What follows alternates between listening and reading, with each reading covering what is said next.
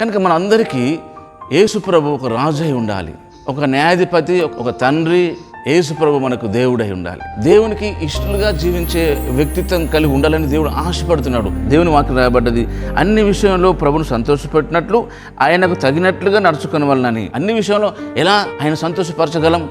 అది పాసిబులేనా? మరి దేవుడు దావీదు గారిని చూసి నాకు ఇష్టానుసారమైన మనసు నా ఉద్దేశంలో నేను నెరవేర్చబడని ఎలా చెప్పగలిగాడు? దావీదు గారు కూడా ఒక మనలాంటి కామన్ పీపులే కదా. అభిషేకించబడ్డవాయంత మాత్రాన తప్పు చేయకుండా ఉన్నాడా? మనం పర్సనల్గా వ్యక్తిగత జీవితంలో ఒక తండ్రిగా, ఒక అధికారిగా, ఒక రాజుగా నీకు నీవే దేవుని కొరకు కమిట్మెంట్ చేసుకోవాలి. ఎందుకంటే ఇశ్రాయేలుకు రాజు లేడు కనుక ఇష్టానుసారం ప్రవర్తిస్తున్నారు. మరి మనము వాక్యం మీద మీరు ఎలా ఉన్నారు, మరి వాక్యం చెప్పే నేను ఎలా ఉన్నాను అనేది చాలా మోస్ట్ ఇంపార్టెంట్. దేవుడు నిన్ను చూస్తాడు, దేవుడు నన్ను చూస్తాడు. నీ ద్వారా, నా ద్వారా దేవుడు కార్యాలు జరిగిస్తాడు.